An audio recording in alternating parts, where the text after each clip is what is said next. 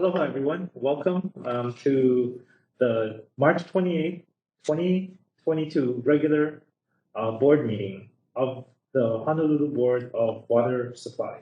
My name is Brian Daya. I'm the board chair. I'd like to go over some quick virtual meeting regulations required by law. Board members attending any board meeting remotely must be visible to the public to be considered present and meet quorum guidelines. Board members participating remotely must also disclose their location and anyone present at their location during roll call. I'll be doing a roll call in just a minute. As of Friday, March 25th at 11:59 p.m., the governor's emergency order ended. The public will now be allowed to attend Board of Water Supply board meetings here at our public service building located in downtown Honolulu at 630 South Bertania Street. We will be providing that opportunity via interactive conference technology for this particular meeting. I now want to take a moment to take a roll call of the board members. Please say aye when I call your name. Vice Chair Kapua-Spro. Hi, I'm appearing remotely and I'm working from home where I'm currently alone. Oh, thanks for making that disclosure, Vice Chair. Board Member Naalehu Anthony. Hi, I'm at home and I'm currently alone. Thank you. Board Member Jay Lutai. And I'm in my office and I'm alone and my door is locked. Okay. And Board Member Don Sefcik. Hi, good afternoon. I'm working from office and I'm by myself in my office. Right, and I believe we have now Board Member Max Sword. Good afternoon. I'm in Denver, Colorado, and I'm alone in my hotel room. Wow, that's great. All right, as more members become present, we will note that for the record. So board members who are calling in, which is everyone except for myself, please mute your microphone when you're not speaking. If you should have a question or comment or wish to enter a motion or second a motion on an action item, or if you want to applaud or otherwise make a remark, please unmute your microphone, identify yourself before continuing to speak for the record. Thank you. In the room with me are our manager, Ernest Lau, and board secretary, Joy Cruz Achu. Joining on WebEx to monitor public testimony is Mr. Stephen Nordstrom, Information Specialist 2 from our Communications Office. And joining us by telephone conference or WebEx are Deputy Corporation Counsels Jeff Lau and Jessica Wong, both from the City and County Corporation Counsel Department.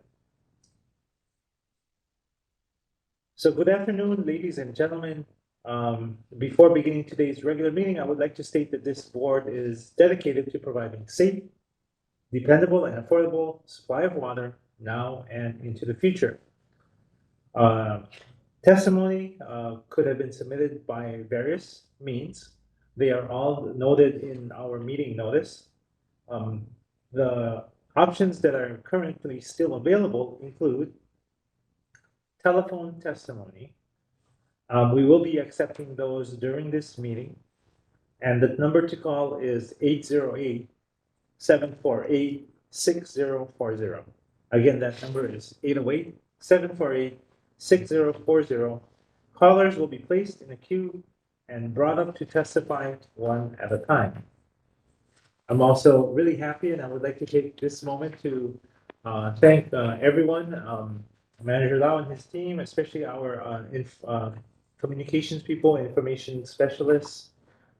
We are accepting in-person testimony at this time in our lobby downstairs here at our public service building located at 630 South Bertania Street.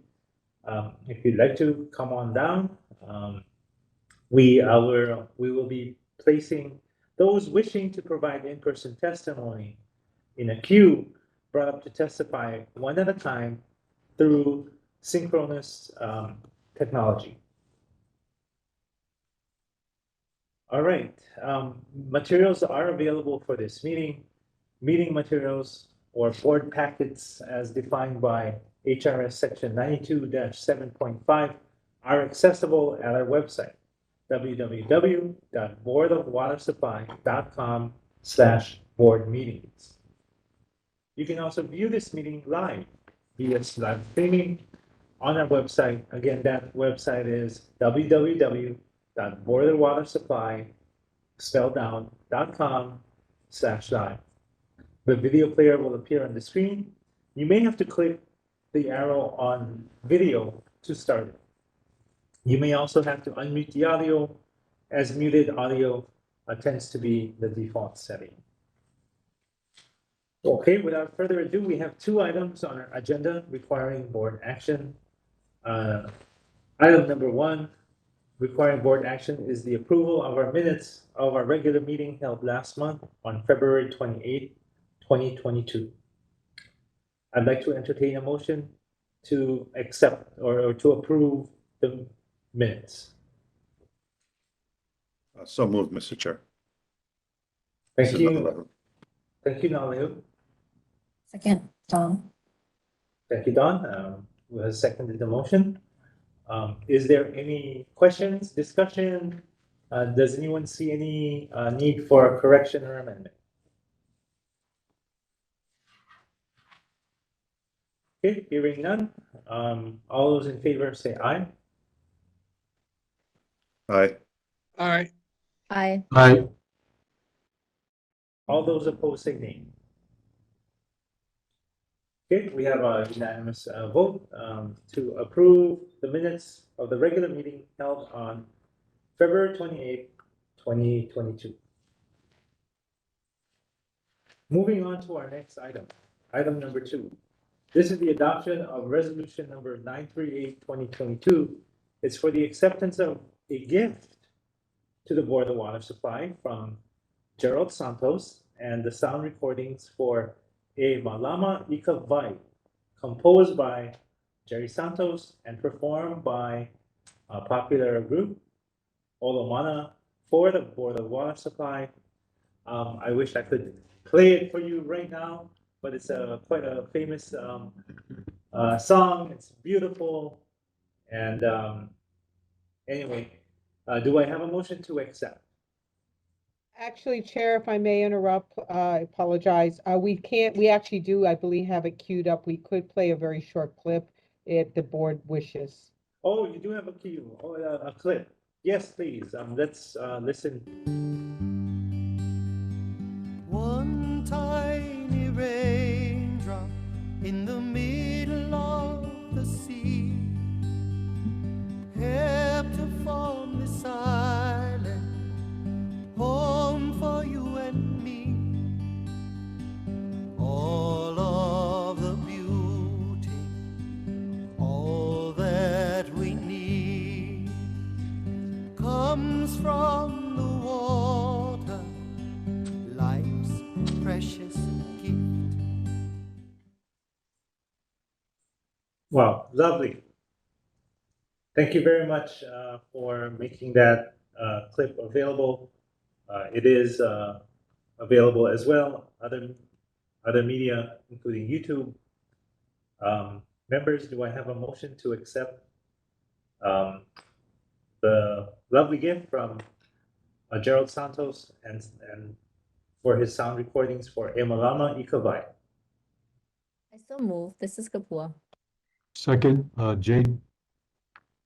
Okay, moved by Vice Chair Sprode, seconded by Member Bukai. Is there any discussion or Kathleen, would you like to, do you have some background or some information you'd like to share? It was written for us, I believe, back in the 1990s and was a keystone of our campaign at the time for water conservation.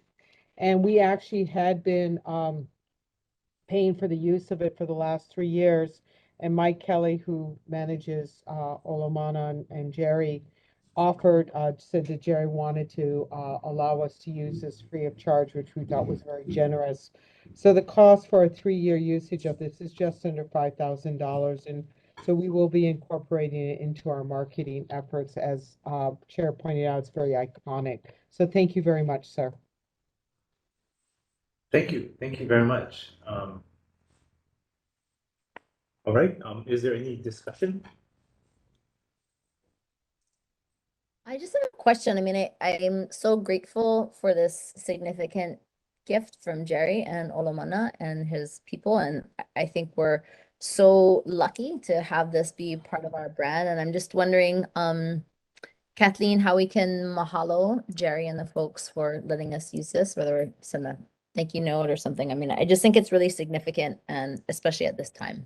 So there's a way that we can. We have already extended our felicitations back to him, but if the board wishes to send a letter, we will ensure that on the board's behalf that we express your mahalo and for his kindness to us, and we'd be happy to do that for you. Thank you, Kathleen. Great. All right, Mr. Chair, maybe just a comment. I actually ran into Jerry Santos and Antihaunani Apoliona, who are part of Olomana, just a few weeks ago, and they expressed just how much they support the Board of Water Supply and all the hard work that everyone's doing, and wanted to make sure that they also said thank you to Ernie for his hard work in this latest endeavor with Red Hill. So passing that along, and yeah, huge thanks for Jerry to allow us to use this for free. They make a living from their recordings and their licensing. So we should definitely use this for the betterment of the board and all the conservation efforts, and maybe even bring back a couple of those spots that we grew up with in the 80s and 90s, and maybe redo them and use the song, bring it back. So thank you. Thank you, Chair. Thank you, Lehu, for sharing that. As I was listening to that short piece of his song, it was like a chicken skin moment. I could feel it in my heart, just how timely that the words of that song are, and for our community in this time. So some mahalo to Jerry and Olomana for allowing us to use it for 3 years. Mahalo.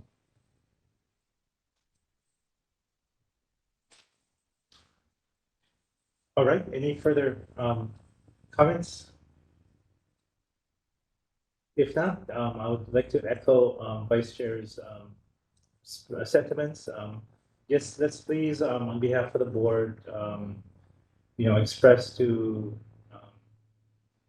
Jerry Santos, our sincere appreciation. Certainly, the kind of feeling and emotions that it evokes, this song does, is worth far more than whatever that value that was stated. So we really appreciate it sincerely, especially as it was mentioned, especially at this time, critical juncture of our future. All right, I'll call for the question. All those in favor say aye. Aye. Hi. Aye. I, I think we have we have multiple ayes and seconds. I'll say Vice Chair Sproat, and then I think I heard Don, I think that was you. Yeah. Yeah, aye. All right. Let's take a roll call vote on this one. I think it's appropriate for what this means. Vice Chair Sproat, Aye. Board Member Matt Sword, Aye. Board Member Nalegu Anthony,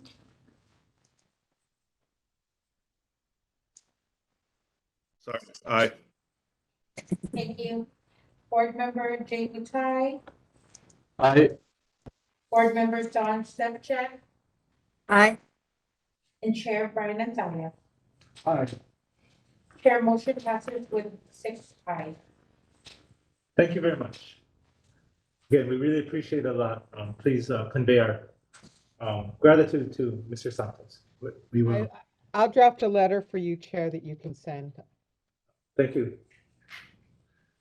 All right, moving on to our items for information then. Item number 1 under items for information is an update of the impacts of the Navy's Red Hill fuel contamination issue on the Board of Water Supply. I'd like to recognize Manager Lau, and I believe he has numerous members of his team that will be presenting. Yeah, thank you, Chair. Today we have a presentation in PowerPoint, which Joy is going to bring up in a moment here. But also joining me in this presentation is Mary Usagawa, head of our Water Resources Division, Irwin Kawasa, head of our Water Quality Division, and Kathleen Elliott Pahinui, head of our Communications Office. And today I just wanted to share an update on the impacts of the fuel contamination issues of the Navy at Red Hill on the Board of Water Supply. Next, please. So we want to really acknowledge, the Secretary of Defense, Lloyd Austin, for his March 7th meeting, basically directing his the Secretary of the Navy, Carlos Del Toro, and the commander of U.S. Indo-Pacific Command to defuel the facility and to permanently shut down the Red Hill bulk fuel storage facility. This is a kind of a landmark moment for all of us. It came as a surprise to me. I didn't expect it, but this is a major milestone for all the efforts of many people toward trying to protect the precious aquifer there in the area of the Red Hill fuel facility that also the Navy and the Board of Water Supply depend on. It is the beginning. We need to watch carefully how things proceed toward the timely and safe defueling of the facility and the shutdown, but also to look at the cleanup of the aquifer that's been impacted that we depend on. Next, please. I also want to recognize our congressional delegation. I know that Senator Schatz today announced about $1 billion. They are proposing about $1 billion be provided to the Department of Defense for the defueling of the facility and to deal with other impacts the contamination issues had, including the impacts on the families that have been impacted because of this. So we really want to say mahalo to our congressional delegation. They are key to the ongoing efforts. You should support them and also thank them for their for coming together as one group. I just want to say that this is also a testament to our community-wide effort, not just here at the Board of Water Supply, but our community across the island. This island of Oahu, and also support even from the neighbor islands, neighbor island communities, and our elected officials at all levels, from the city government, the mayor, the council, the state legislature, the governor, and all the way up to our congressional delegation, all speaking with one voice. So big mahalo to all of them. Next, please. So we also got some feedback. We did a briefing for the Senate. And they provided some feedback after this because we did share with them the draft water shortage plan and approach, which may, if we have to go there, although we're really trying our best not to go there, but if it becomes necessary to kind of look at how we handle if we have to implement mandatory restrictions on water use or even restrict the issuance of water meters in these two impacted water systems. Then they did point out especially the need for affordable housing in our community. the supply is not enough to meet the demands of our community, what is needed. So they asked for our consideration if we have to go to restrictions on water meters for favorable consideration by the board for affordable housing. Next, please. And this is actually, that was actually signed by the House of Representatives, members of the House also.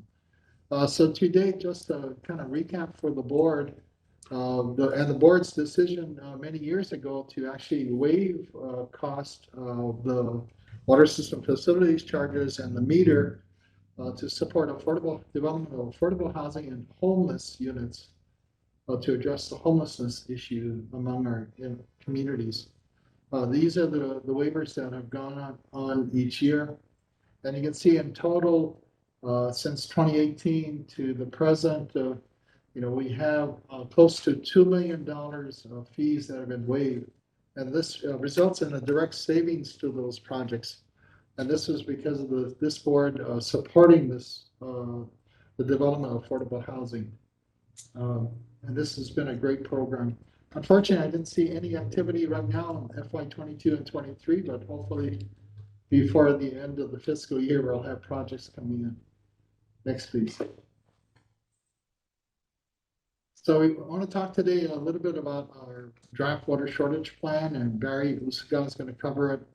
And these are some of the components of the presentation today: the situation, the declaration, the triggers, the objectives, strategies, and tactics, response procedures, and the recovery phase to come out of a shortage condition.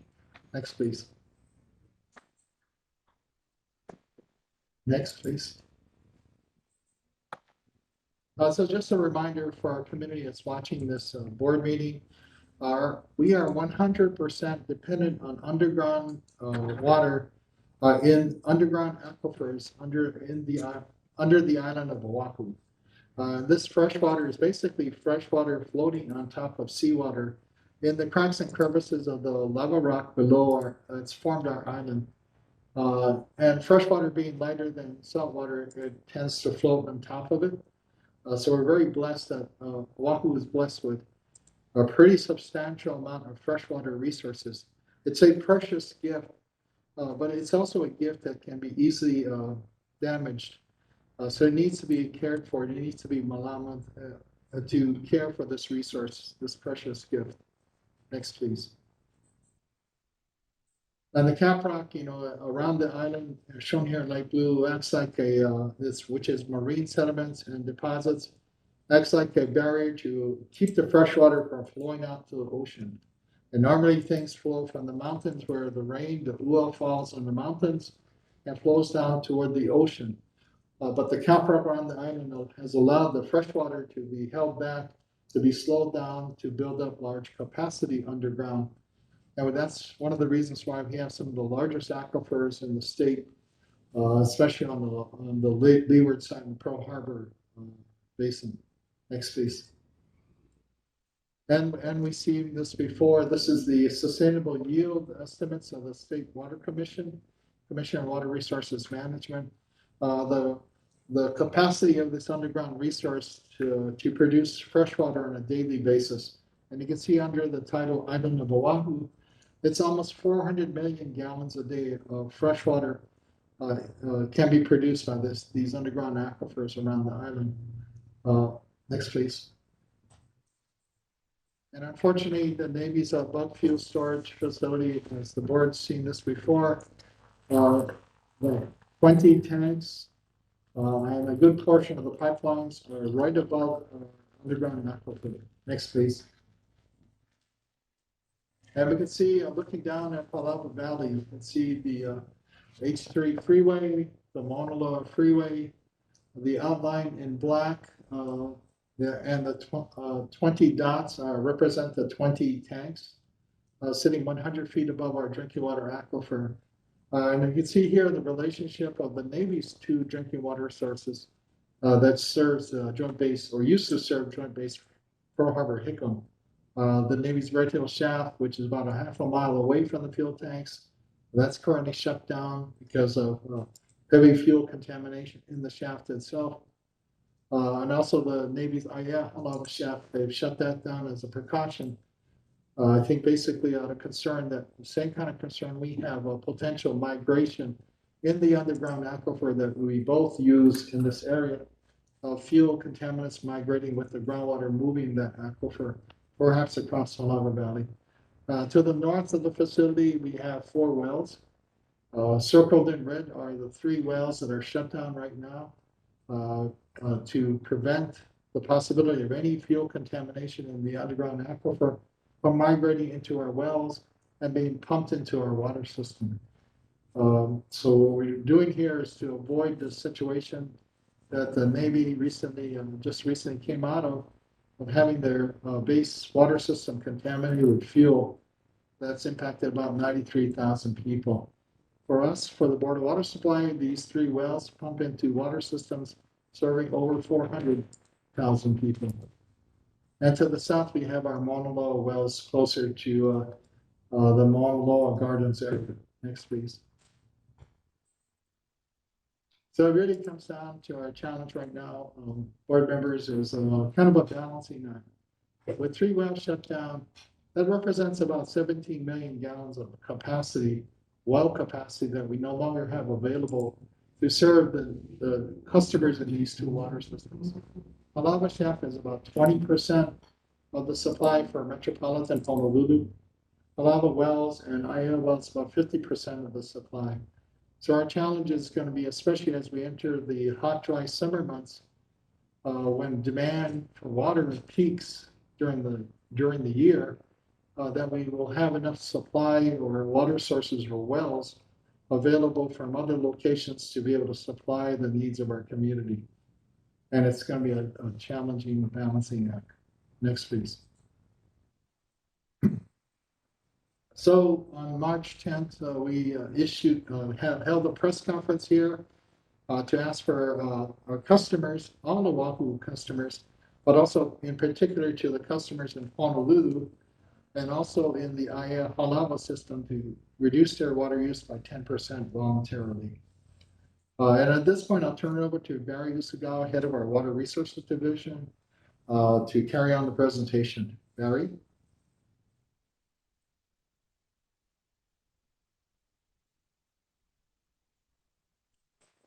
Barry, are you there? Thank you, Ernie, and good afternoon, Chair and members.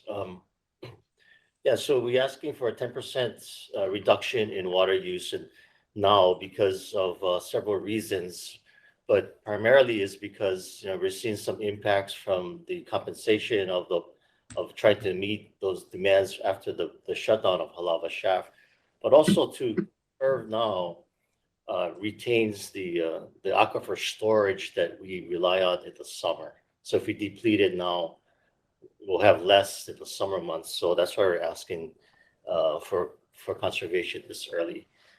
Next. So I was saying this is the Bertania station low service pumps. On the right there, you can see the blue lines, which is the pumpage. The MGD is on the left, y-axis. Chlorides is on the right. As we started to increase pumpage to compensate, we saw rising chlorides to a point where we ended up having to reduce our pumpage. But this is the low service pump. The next slide is the high service pumps. And when the chlorides actually goes even further, over 200 ppm chloride. And so we immediately shut down or cut back on the pumpage at Bertania, which is the blue line that drops down, and the chlorides responded. So now the most recent data we have, it's under 150. So it just shows that when we start to hit these remaining sources harder, we can come up with either rising chlorides or lower head levels. Next. So as part of our low groundwater plan, we monitor water levels in our index wells. In this case, from Kaimoki, Bertania, Kalihi, Palava, Kalawa, and Waipahu. And we monitor these monthly, and as you know, we report it at the board.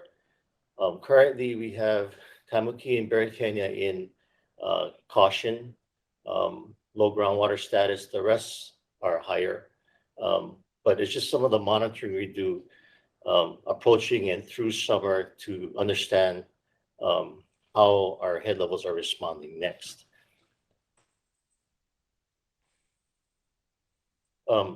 What's different this year is that we had a very dry winter. So the Hawaii Drought Monitor, as of March, is showing D1 moderate drought. So all of all is like the light tan color. Usually in March, we have some of the heaviest rains, but this year, like in 2000, a very dry winter, and that loss of, or that not having that winter recharge could be affecting our aquifer levels going into summer next. And the reason why we're having this dry winter, late last year, the National Weather Service was forecasting a La Nina condition. They're expecting a above normal rainfall winter. But it wasn't a transition into the wet season. It was a sudden swing. We got it all in 1 month, and I'll show you that data in December. This jet stream pattern that keeps the rain bands north of Hawaii has been stable like this since January. The 4 to 6 weeks outlook is from NOAA, is forecasting a 50% chance of above normal rains, but we're simply not seeing that. But the next, it's been very dry. The next seasonal forecast will come out in May with the hurricane forecast as well. So next. So what's on the top left, you've seen this is the monthly report, rainfall on the top. On the bottom is our island-wide pumpage. There's a strong correlation between rain and source production. So in December, we had 276% of rainfall. Pumpage immediately dropped on the bottom right, the blue line dropping down from 140 to 125 MGD. So the pumpage responds well to rainfall, but conversely, in February, we had 51% of normal rainfall, and you can see in the green line on the left, pumpage increased to 132.5 MGD, which is above our 5-year monthly average. So we're getting higher demands early in the year, plus with increasing chlorides. The main difference, though, between winter demand of 130 and summer demand of 150 is basically outdoor water use. And so as we start to get into thinking about voluntary conservation, even more progressive conservation, we want to focus on the outdoor water use because that's the difference between winter and summer. The other things we're looking at in the Honolulu water system, our max day demand is 74 MGD, and in Aiea, Halawa is 4. As Ernie was saying, the 20% cutback in Honolulu in terms of source capacity, in Aiea and Halawa, it's much worse. 50% of our pump capacity has been cut. So we're trying to we expect the max days to be similar this year, and we're assessing our capability to meet that this summer. So in a way, it's a perfect drought scenario when you have contamination, reducing our capacity, rising chlorides, and overlaid with a drought. And individually, these would be challenges, but together, it's sort of like the perfect drought. Next. One good news is that our conservation efforts and programs and how people have been conserving water over the last decade and a half is playing a significant role in decreasing trend in production, source production in Metro. You can see a steady decline from 2007 of about 75 MGD to low 60s now. So what happened there was that when the demand started decreasing, you're drawing less from the aquifer. So we're in better shape today than we would have been, a decade and a half ago. But we're still in some serious situations now. You can see the red line sort of trending flat. There is this declining conservation efficiency until people can only conserve so much, and then you reach saturation, and at that point, pumpage will start to level off and start to increase with growth. But anyway, I just wanted to point that out. Thank you. Next. The other things that we monitor is how much we're pumping per aquifer. So I'll go through this pretty quickly, but the blue line is our total state permitted use per aquifer system. This is Palolo Aquifer. What's in red is the total of the other sources in this, so the green and the purple. When you add that up, you get the red line. And we want to stay below the blue line, which is our total permitted use. So in Palolo, we're right at it. Next, in Nuuanu, we went above because we were compensating for halawa. But since we cut back because of the chlorides, we should see the pumpage start to drop below the total permitted use there. Next. So in Kalihi, very little pumpage, and this reflects the fact that we had Kalihi Station offline for 2 years under repair. So we're making best efforts to get that station back on. They're full testing several pumping units, so we expect to get that back online before summer. But you can see the pumpage has really dropped off there. Next, in Honolulu, we cut back a little bit at Honolulu wells, but we're in good shape there in terms of permitted use. In Waimalu, next, because of the cutback in Halawa, Shaft and Aya Halawa wells, our pumpage is well below the permitted use. And finally, next, Waipahu, we're in pretty good shape there. Heads are pretty high in Waipahu, and we're adjusting our system to bring more of the Waipahu and Waipio water into town to help compensate for the loss of Halawa Shaft. So the integrated water system is benefiting our Honolulu system. Next.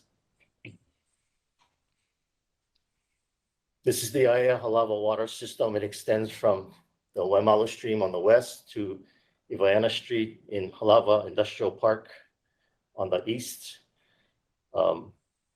This is a significant cutback. 50% is a lot to cut back in terms of pump capacity. So we see some challenges here during the summer. Next. This is our Honolulu water system. It extends basically from Salt Lake to Hawaii Kai, but our sources extend well into the Pearl City and even Waipahu area. But this is the largest system we have. It includes the from the coast all the way up. Actually, this is just a low service system, but it extends up into the valleys as well. Next. So in response to the water shortage event, we programmed a number of CIP projects in the fiscal year 2023 CIP, possibly using state revolving funds and ARPA funding, that's federal funding. So the projects include 5 to 6 exploratory wells in Waimalu and possibly Moanalua to replace the pumping stations that were shut down. Also installing 4 sentinel monitoring wells in Halawa Valley. And Erez will talk about that. Interconnecting our Pearl City 285 system with the Metro 180 and Aya 277 systems, utilizing some available pump capacity in the Pearl City system for these. And then we want to test some of the 3 wells that have been shut down for a couple of decades because of high chlorides. Since we cut back pumpage in the Waimalu aquifer, we anticipate some recovery in these wells. So we want to test it and see. And then we have a number of 6 different wells projects or source projects on the books. They're in various stages of construction. Eva Shaft is the big one. Plan to drill 5 wells next to the shaft. Kuneo Wells 4 is 3 exploratory wells up above Roa Kunia. This is Waikele Gulch, Wale Nui in above the Kahala Mall there, Wailele and Windward Side, to make up for the regulatory cutback of Haiku Tunnel and Kalelo seawater desalination is under procurement.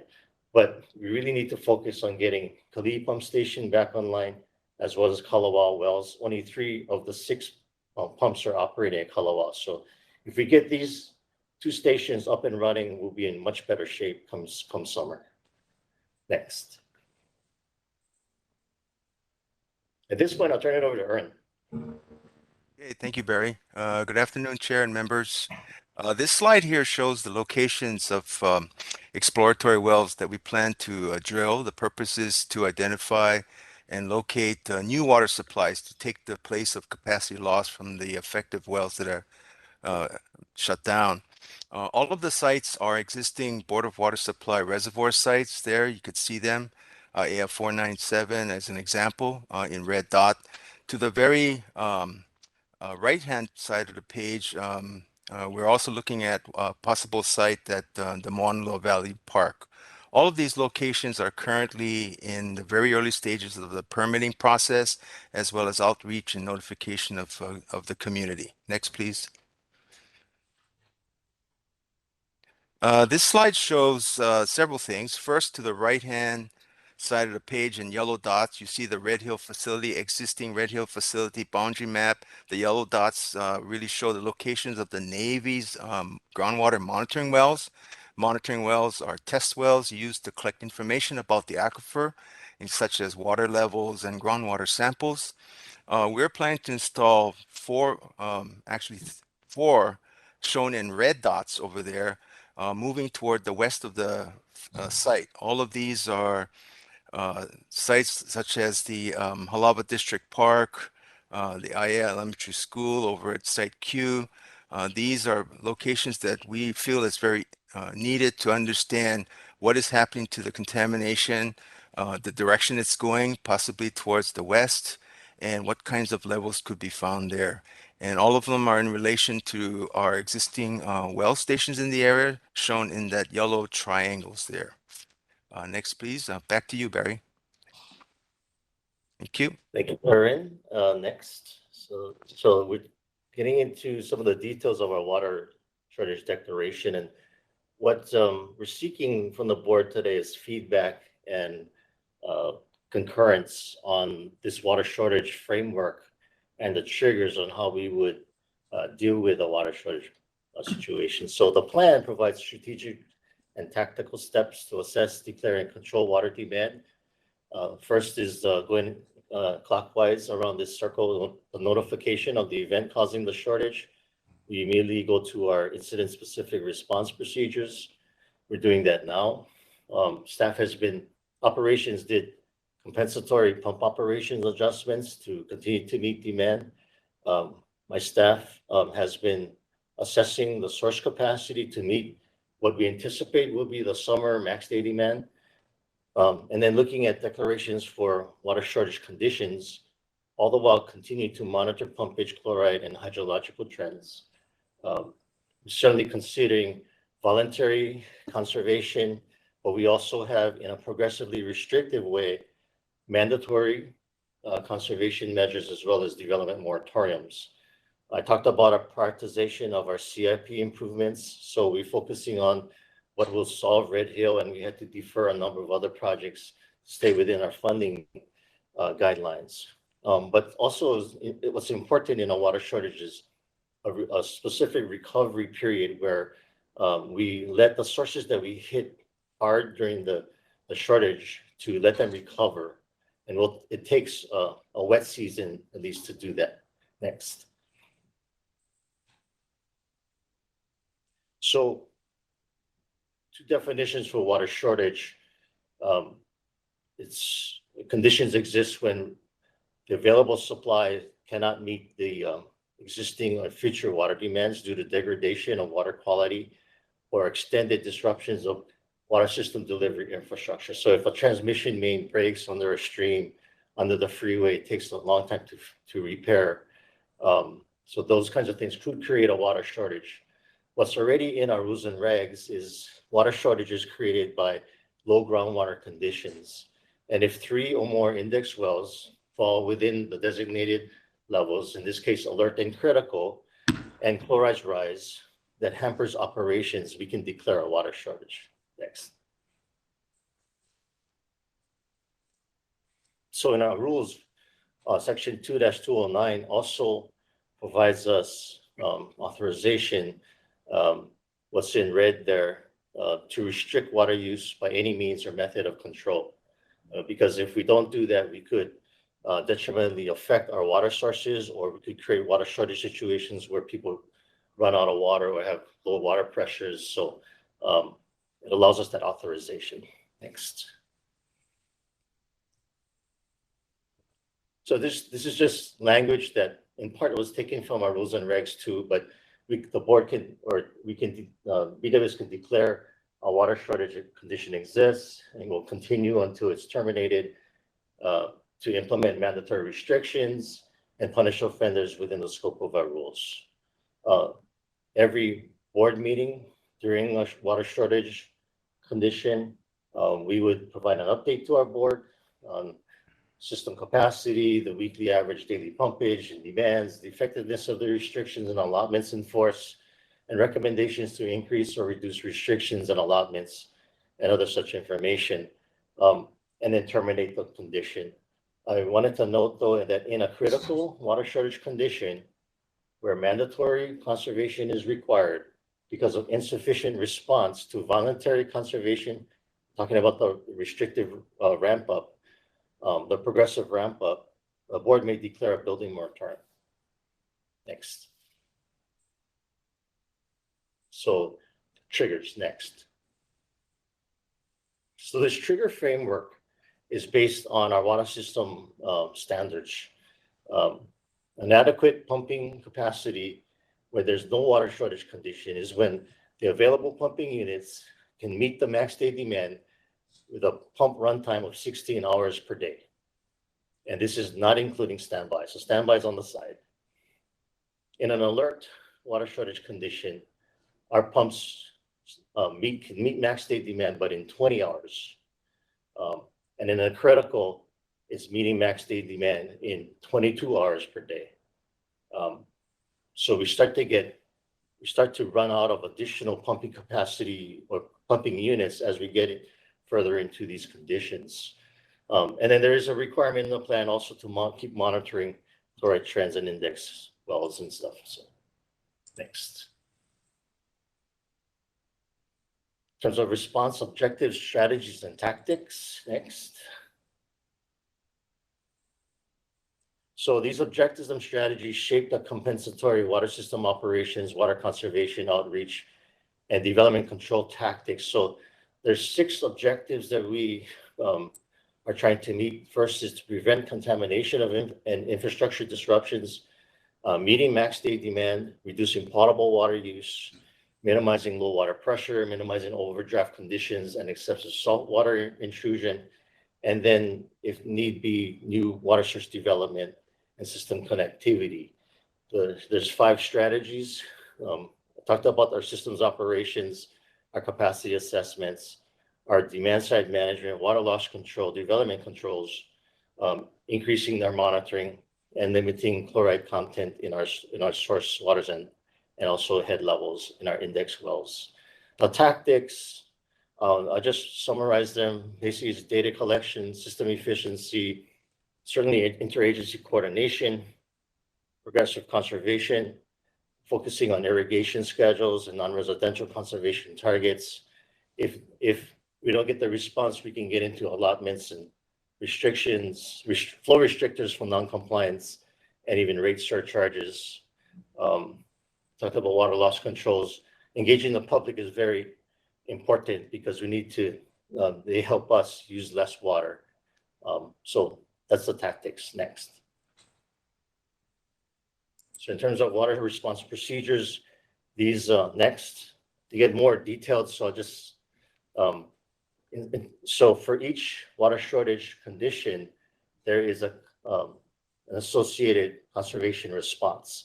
So in no water shortage, we typically do voluntary conservation. During the summer, it's just general seasonal messaging. But in an alert, when our pumps are operating at 20 hours, we're targeting, it's still voluntary, but we're targeting these messaging to specific users, the larger water users. And it's a request for 10% or more in use reductions. In a critical, when we're expecting to pump more than 22 hours per day, now we start talking about mandatory and in progressively restrictive order, we're proposing to require targeted water use reductions, and then water allotments, and I get into the specifics there, and non-compliance will require flow restrictors and rate surcharges, and then moratoriums if the improvements that resolve the shortage situation, they extend more than 2 years. Because if we approve a building permit now, when is full occupancy? 2 years. So if the solution extends beyond that, then we need to start to put some conditions on development. Next. So in an alert, we're focusing, it's all our users, but we're focusing on irrigation. So a lot of common sense tips to use less water in the outdoors. So irrigation and power washing sidewalks, that kind of stuff. Setting irrigation schedules, spacing it out in even addresses, perhaps different times of the day, that kind of thing. And we also have our conservation program that is looking at expanding our incentives, perhaps including turf replacement, xeriscaping. We already have a rebate for weather-based irrigation controllers. So that would be in an alert water shortage condition, involuntary. Next. But in a mandatory, under critical water shortage condition, now we're ramping up. So we're talking about aesthetic uses and recreational uses of water, so swimming pools, serving water upon only request at restaurants, notices, recirculating your water for ornamental fountains, focusing on the recreational type uses. And let's not forget about indoor. There's a lot of things you can do indoor to use less water. Water sense labeled toilets, low flow fixtures, just behaviors of using less water, being mindful that everyone needs to do their part. Every little bit helps collectively so that we can get through this summer until we get our sources back online. But it also could include halting approvals of temporary meters, permanent water meters, and flushing and pressure testing water, on-site water plumbing systems. Next. As we start to ramp up, into mandatory, this is straight from our rules and regs where we can set water allotments for all our customers on a 10% reduction based on 12-month average build consumption. And then we have targets for single family, multifamily, and high-rise apartments. Progressively, we can ask for a 30% reduction based on 12-month billing. And then the targets for residential units drop even further. Next. The penalties for exceeding the water allotments across all customers, but also with residential, having targets on how much they could be billed, 5,000 gallons per month. And then if we start to get offenses, we can give you a warning letter on the first offense. A flow restrictor may be installed on the second offense, and surcharges for the first 2 offenses. That anytime you exceed the water allotment, we can add a surcharge to your water rate from 2 to 20 times, depending on how far or how much you exceeded, and depending on your meter size. So, next. And so now this gets into availability of water for new developments. And typically, there's 3 categories in our rules: adequate, limited, and no additional water supply. So we currently operate in category 2, where we don't issue advanced water commitments. We commit water at the building permit approvals. But in a situation where in a category we have no additional water supply, we could hold our approvals of new developments. Next.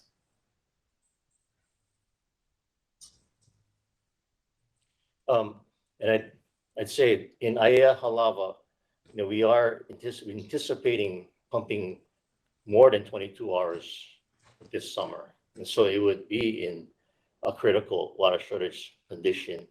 And if we were to establish building moratorium controls, some of the limitations we could include is limiting approvals to a single minimum size meter for an existing vacant lot. For redeveloped parcels, limiting water demands to the existing water meter size that they have there, or previous water allocations, or whatever the existing use was prior to the redevelopment. We would encourage or require alternative on-site water supplies, such as gray water reuse for toilet flushing and outdoor irrigation, stormwater catchments, AC condensate recovery, high efficiency plumbing fixtures to kind of get your water demand as efficient as possible. One idea that came up from our consultants is that there's no net gain in water use, where if a developer wanted to build a building, they could retrofit the building next door to be more efficient, and the savings what they get from that retrofit could be applied to their development. So these are some of the limitations, or some of the options that we consider if we get this far in a moratorium. Next. And then obviously I talked about the recovery next. I'm almost done. So as I was saying, just important to cut back and let the sources recover after going through at least a wet season to get the head levels back up. Next. And then I'll turn it over to Kathleen to talk about some of our water conservation tips.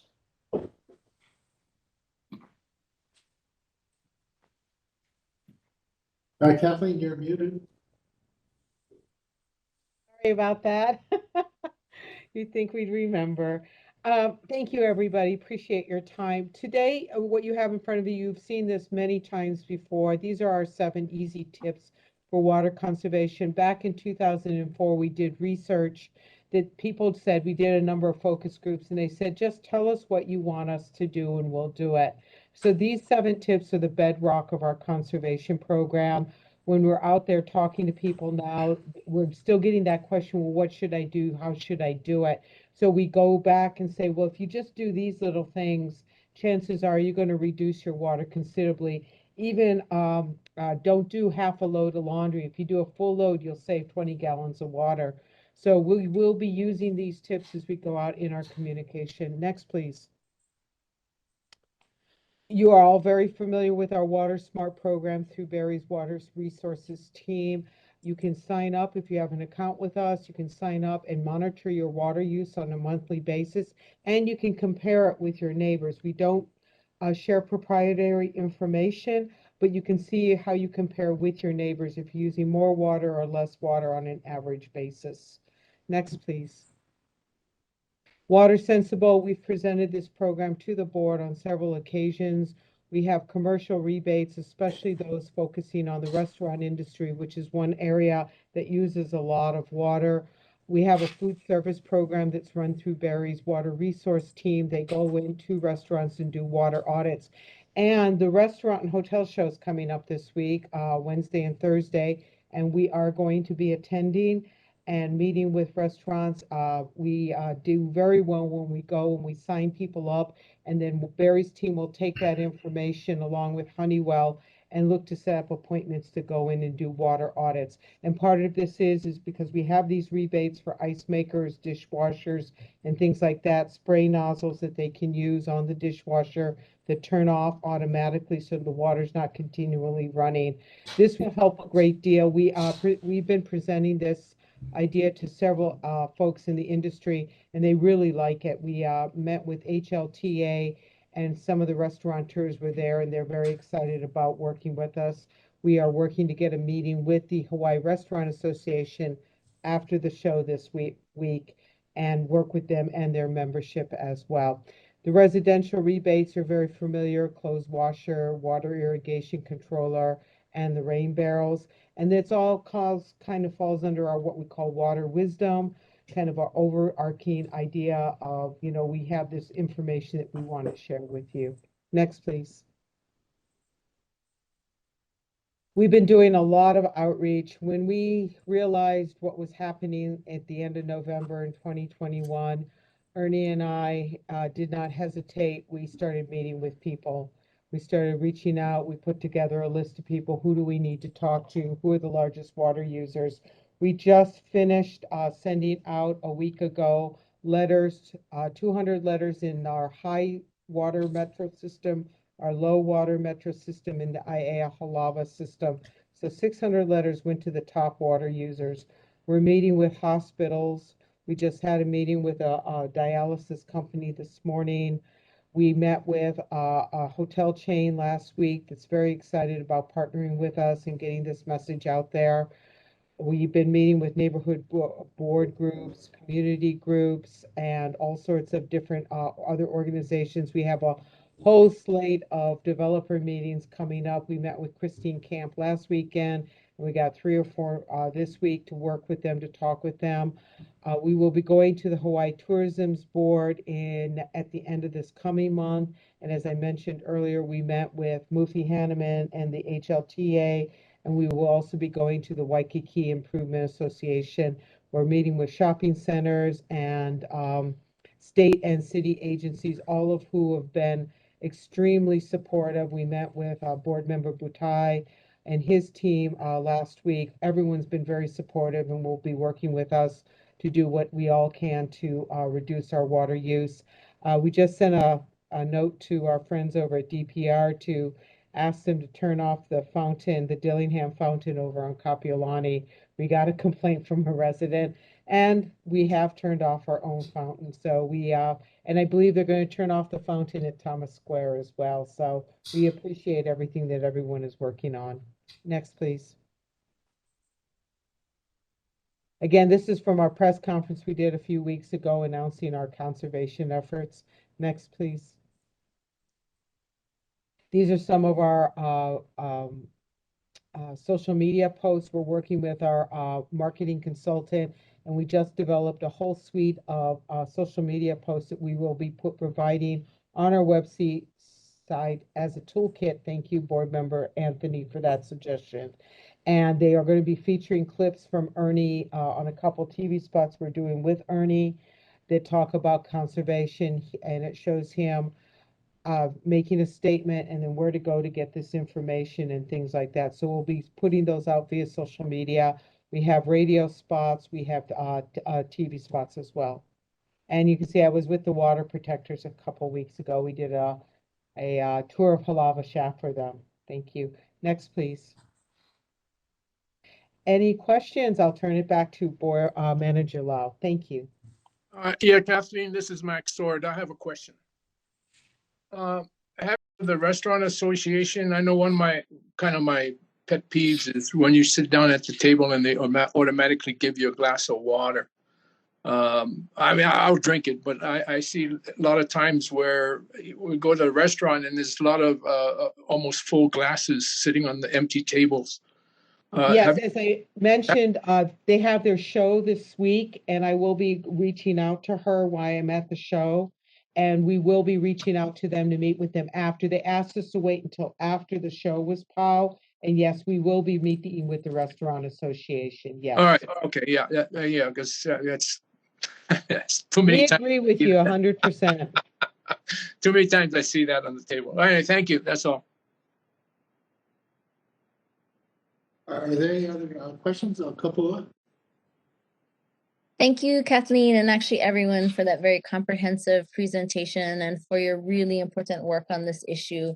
My question relates to the letter that we got from the legislature and how specifically we're responding to their requests within our shortage plan and planning. That might be for Barry, but whoever. Okay, I was looking at the letter right now, and the issues I think they've raised were luxury uses of water and recreational uses like swimming pools and fountains. So we're kind of already moving on the fountains. The issue of swimming pools, not yet. Barry did cover it a little bit in his, I think, under critical. But I'll turn it over to Barry to follow up. And they also raised the issue of the importance of affordable housing and trying to prioritize that if we had to restrict water meters. Barry? Yeah, and thank you. And they mentioned equity. When we start to mandate restrictions, there are certain customers that can absorb a 10% reduction. They can buy bottled water, or they have a big yard they're irrigating and they can cut back. But folks that are on low income or elderly may not have that kind of resources to cut back. So they noted that in terms of when we start to, if we get to mandatory, we start to set allotments to keep equity in mind. The other thing I think was the affordable housing. So when we, I talked about some of the conditions for building moratoriums, should we get that far? I guess there's a question of should we, in a moratorium, what we're trying to do is we need to ensure that there's no detrimental impact to the existing customers. And if you look at our objectives again, meeting max day demand or having preventing low water pressures, when we start to get 23, 24 hours of pumping run times, there are reservoirs that we may not be able to fill fully. And when they're declining, the residents in that upper area of that service zone may experience low water pressures. So that's a detrimental impact too. Yeah.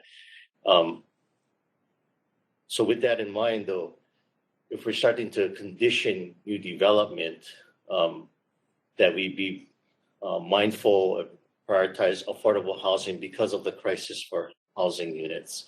So there may be an exception in the rules. I would also add water for DHHL projects. They only have one that's ongoing, but should we have exceptions for that? So along those lines. So the also board member spoke to. It's clear that when we move into like moratoriums, that is a decision that will bring before the board. And that it really needs to be a public process and probably a public hearing held on the before it gets implemented, but a decision placed before this board. Also, I think the issues of mandatory water restrictions, we may need to come back to the board also when we enter that stage. But we'll make sure that the board is fully informed of the situation that leads us up to that well before we actually get there. So periodic updates like this will, I think, help keep you informed of how we're doing.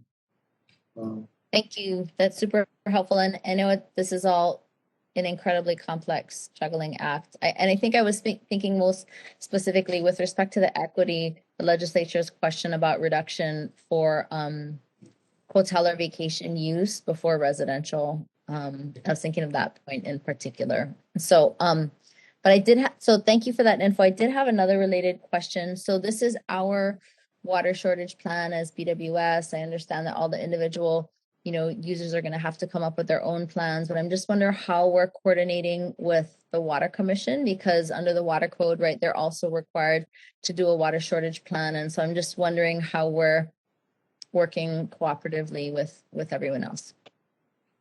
Barry, go ahead. Barry is our point person dealing with the commission. Go ahead, Barry. Yeah, this same presentation was given to the commission earlier this month. So they're aware of, this is still draft. Upon your folks' feedback and concurrence, then we'll start to implement those pieces of it. They were very interested in understanding the monitoring. So that's why there's so much monitoring graphs in the presentation, head levels, and total pumpage relative to permitted uses by Aquifer. So as long as we don't exceed our permits, then, we're not overly affecting the resource, but that's why we measure chlorides as well. So they were, helpful. And I think they had also said that as we start to permit for the new wells, that they would try to prioritize that. So. Thank you, Just Barry. on- That just is on- super helpful. Yeah, thank you. I forgot to mention this earlier, but we spoke to the mayor, Mayor Blangiardi, about submitting a request to the governor for an emergency proclamation to help expedite the development of new water sources to replace the capacity we lost. So the mayor, I just wanted to say, glad to report that the mayor did sign the letter and sent it over to the governor. So we are in discussions with the governor's office and the governor about a potential for an emergency proclamation to help expedite the process for developing new wells. And can you provide us with more details on that later, Ernie? I mean, it doesn't have to be in this presentation. I'm just curious Yeah. as to. Couple, I roll can out. share with you the letter that was sent, and also I can give you a briefing after this meeting. Great, thank you. Are there any other questions from anybody? We also want to recognize the Chief Engineer Subcheck. Sorry, Don, I keep mispronouncing your name. I'll get it right one day. But also we met with her and her deputy about water conservation, about the Red Hill situation. And I appreciate the support from the Department of Facilities Maintenance also. Absolutely.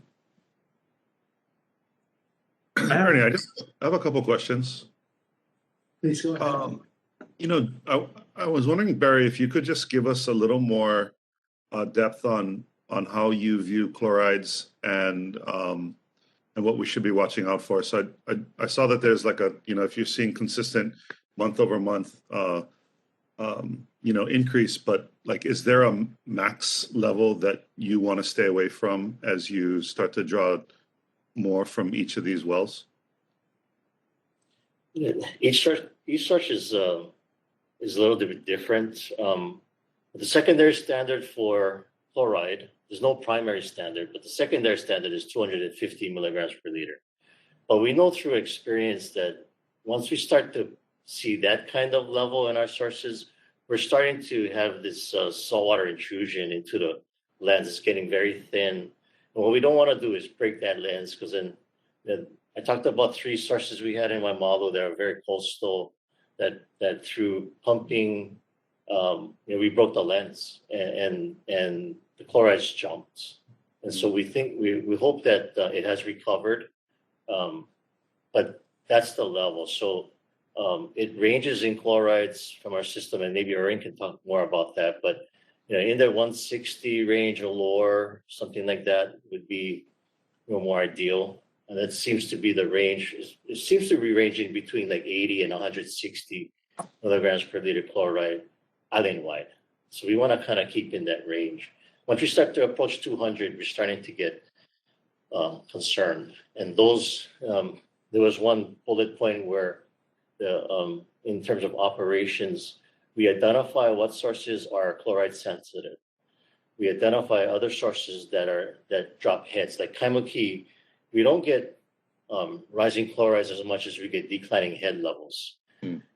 So certain sources cause head levels to drop. Certain sources cause chlorides to rise.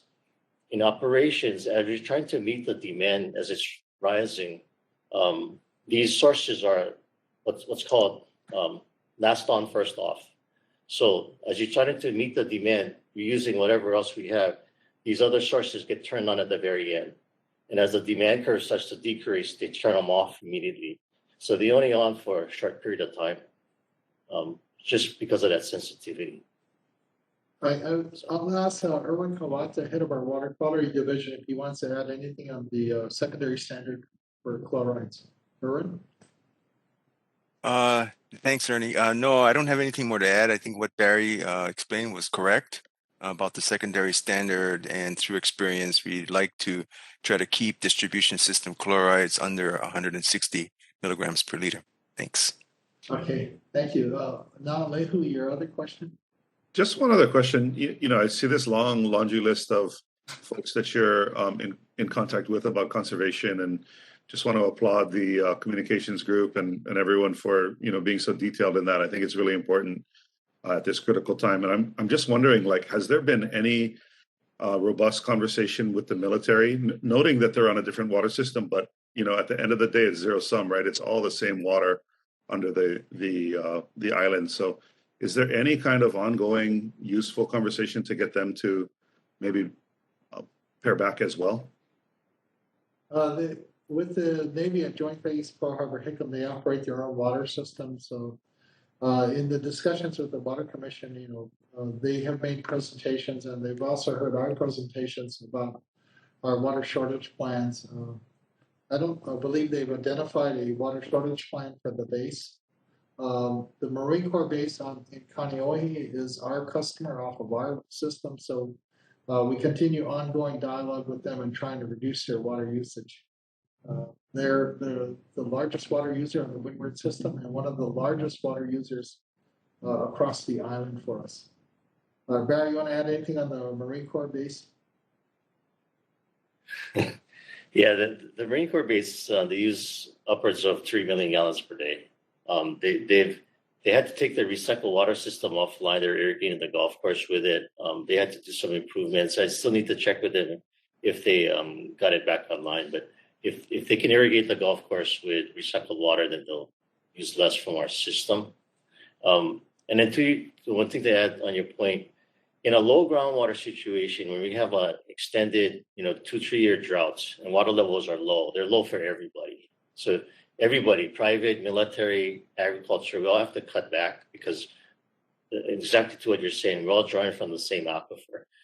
The water shortage condition from contamination and infrastructure disruptions are primarily in our water system, our inability of the remaining pumps to meet demand. So even though heads may be higher, it's really our infrastructure that has some limitations. So, but that's the two differences.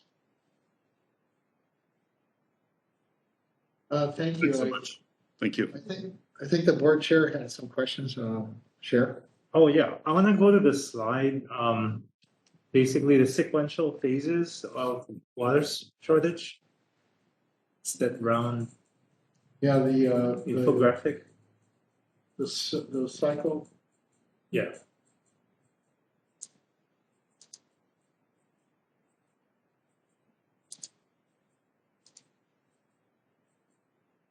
And basically, I just wanted to know, so at the present time, are we at the initial response, compensatory pump operations? Is that where we are? Or are we assessing remaining source capacity? Yeah, so once the framework is accepted, we're at the assessment stage. We have our results. We're not in any, we expect to be in, max day happens in July through, actually from May through October.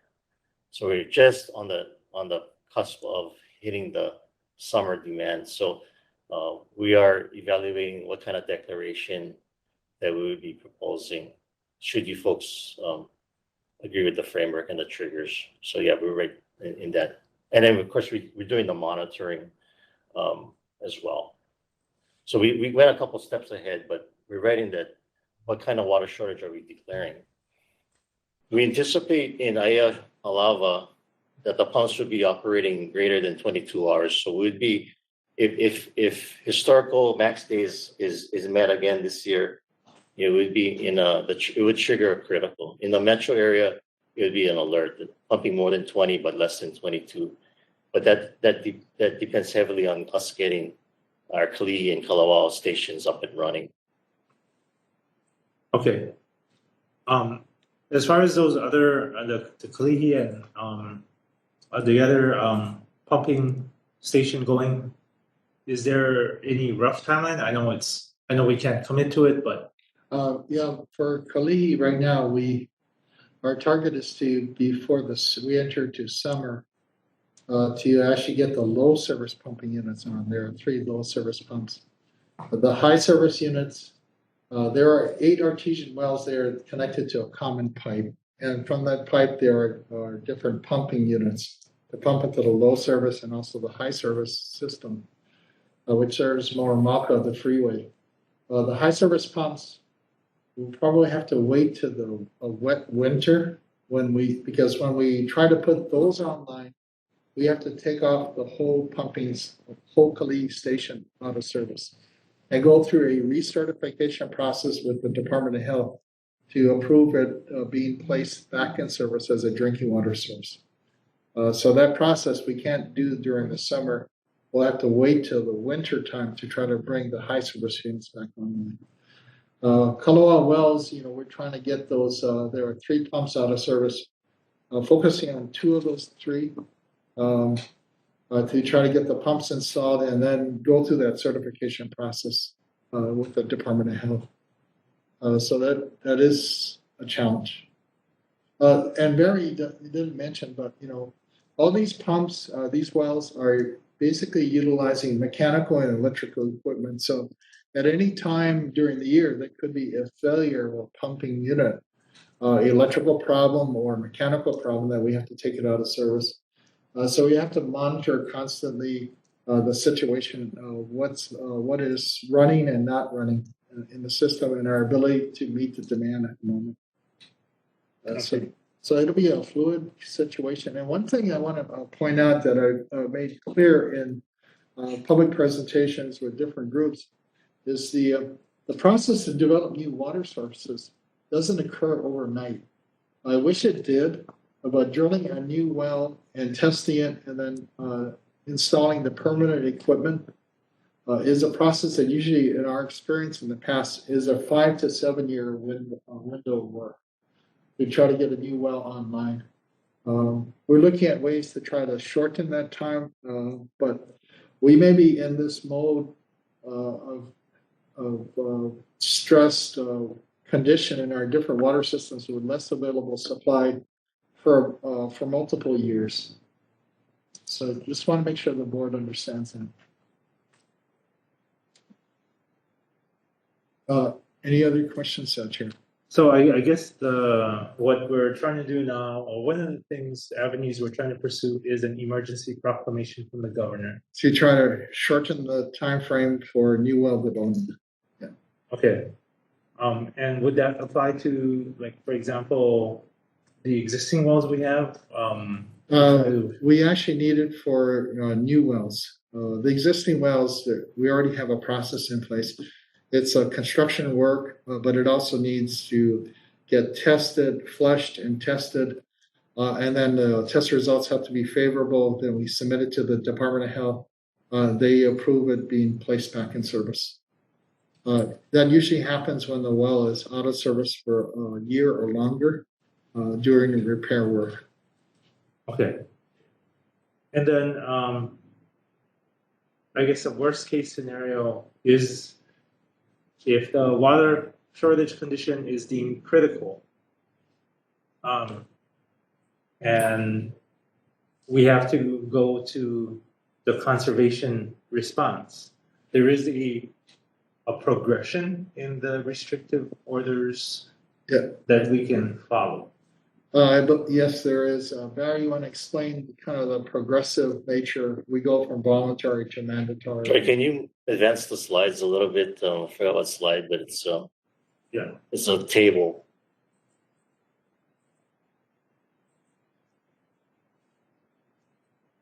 Keep going. A table that looked like that one, but keep going. Yeah, this one. Yeah. So when the pumps are running 22 hours or more, we get very little cushion. We do have standby pumps, but typically we have a lot more. So progressively, we would target water use reductions. And then if we don't get a response in the mandatory, then we have to go to water allotments. We've never done that before. We never established water allotments, but the rules provide the guidance. When we get into mandatory conservation, it requires a lot of staffing resources, which, we haven't yet to identify. We don't have people standing by to do that. So yeah, there is a logistical challenge once you get into mandatory, of the neighbors turning each other in, right, for waste and we need to follow up on that and stuff. But yeah, that helps us get the water demand down. Otherwise, the detrimental impacts will start to happen. And the final step there, moratorium, if improvements extend more than 2 years, that means if we don't see relief in sight in 2 years, then we consider a moratorium. Yeah, well, so what's happening is, Barry mentioned, in our rules, we also have a requirement that water for new development or new water meters are only made available when it's not to the detriment of our existing water customers. So the service to our existing water customers, that's our priority, to maintain that.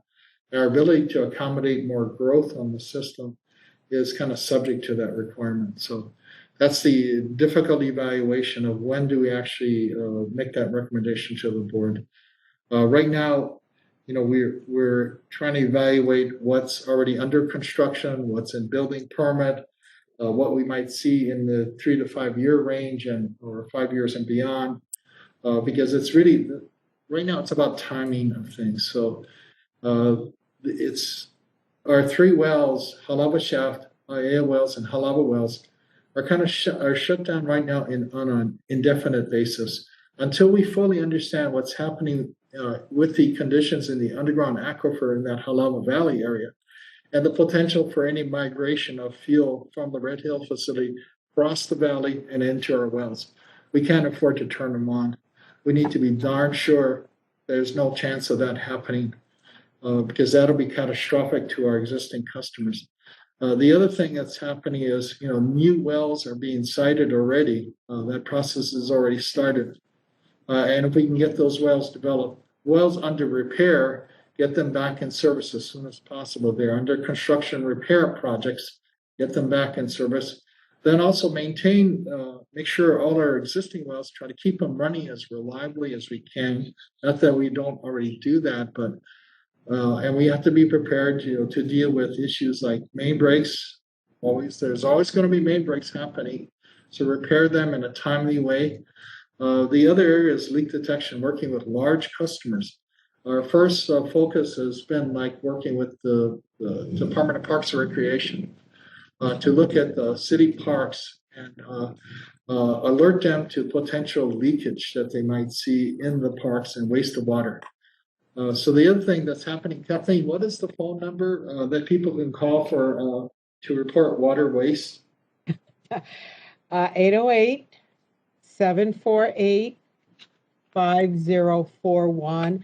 And I do have to say, Manager, when you were on TV not too long ago with our press conference, our calls in regarding water waste have more than quadrupled.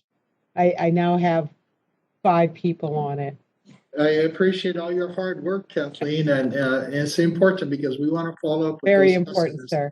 Yeah. And then thank you, Kathleen, and the letters to the 600 largest water users in these systems. Plus also these very personal meetings with the different groups and different large water users. We have been invited to be a speaker on a panel at NIOP with the developers, and that's coming up. But we have reached out to various state agencies, spoken to the state TOD council, looking at transit-oriented development, alerting them to the situation. So there's more meetings that I can count on that we've already had, and many more to come to educate people. But we need everybody's support. We'll get through this. That's my full belief here, firm belief. But it will take all of us working together. Yeah. So I guess at this time, we're still in the voluntary stage, the targeted seasonal messaging, requesting 10%. Yeah, we actually went out with a voluntary request for 10%. And part of the reason is the dry weather since January, below normal rainfall. And also we saw this disturbing trend in the saltiness of our Bertania pump station water. And the need to kind of reduce that by half of what we were pumping in response to the Red Hill contamination issue. Okay. So the moratorium is truly kind of a last result. And that's if improvements, I guess, extend more than 2 years, if there's no, site improvement in 2 years. I think Barry alluded to it. Barry can add that the Halava system is probably the right now the more vulnerable one. Smaller water system, but 50% of the supply capacity is not available. Barry, you want to add anything on Halava? I'd imagine, Ernie, that we would make another presentation on the recommended declarations, perhaps in a future board meeting, but where we could share that. But yeah, Aya and Halava is really close. So the big development there would be the Pearl Ridge Transit-oriented development along Kaanohi Street. So if the improvements, which if they're wells, then they're going to take 5 to 7 years. We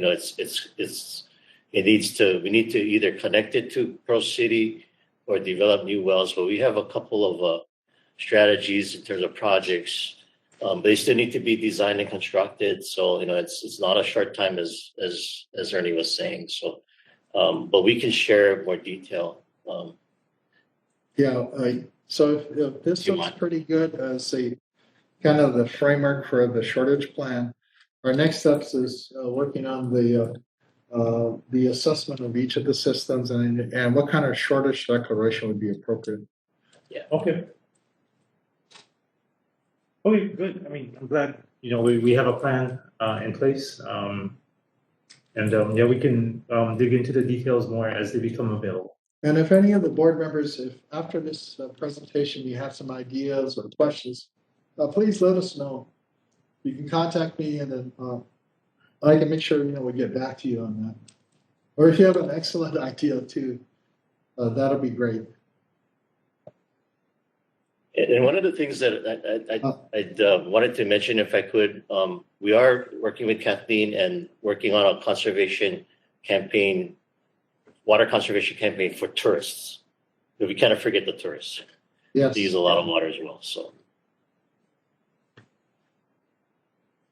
are there any other questions? Members, any further questions? Yeah, I have a question, Chair. Yes. Do we have an estimate on the timeline and when we think we can reopen the Halaba Shab, the IA wells, and Halaba wells? Board Member Butai, we don't have a timeline on that.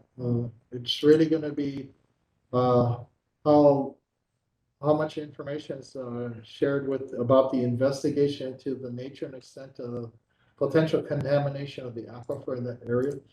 We know that the aquifer below the fuel tanks and nearby to the fuel tanks and up to half a mile away at Red Hill Shaft, that the aquifer is contaminated. Now, where is the contamination, the fuel contaminants moving? What kind of underground plume is happening, contaminant plume? Where is it traveling, and how fast is it traveling across the valley? We suspect it's moving across the valley. We don't know how much so. More test wells need to be drilled by the Navy also, not just the Board of Water Supply in that valley to monitor for contamination. So we don't have a timeline, I'm sorry, Jay. And because of that, I mentioned this morning, that you got two things going on in parallel. One is we're trying to really support the investigation and encourage the aggressive investigation to the nature and extent of the contamination of the aquifer in that area. But in parallel, we're not waiting for the results of that study. We're proceeding to look for new well locations and wanting to move forward, because if in 2 years or 3 years from now, the conclusions of the investigation to the contamination of the aquifer says, yes, there is a potential return on Halawa shaft, we could pump fuel-tainted water into the shaft and into the system. I don't want to waste the 3 years or 2 or 3 years, but already proceed with the development of new wells. So 2 tracks in parallel here, moving as fast as we can. And Ernie, I know we're, trying to do things simultaneously, but, I'm trying to determine, which one is the cart and the horse, because I don't want to put the cart before the horse. I mean, what was the impetus for the water shortage? Is it the shutting down of the 3 wells or, or the reduced rainfall? It's a combination of both right now. Barry, I think you talked about, you had a slide that showed the optimal, the drought scenario. Yeah. I mean, it's the shutdown of the wells, but it's exacerbated by the fact that By we had the a dry conditions. Yeah. So Jay, the dry conditions drive higher water use. And higher water use requires us to pump more from the aquifer to meet the demand. So we have limits because we lost capacity. In terms of rated pump capacity from those 3 wells, it's about 17.5 million gallons a day pumping capacity, which is major. And then, affordable housing is one of the, the top priorities of the mayor and also the legislature, and, can we, how are we working with the planning and permitting and, to make sure everybody's on the same page, and, Yeah. they understand the water shortage, because if they're making all these promises, like this is gonna be some, it could be one of those promises that doesn't, that may not, push to fruition if, it's easy to, make statements, but, it's, if that there's, we gotta be coordinated on. Exactly. So we are talking to as many of these people these groups as possible to inform them about the situation. And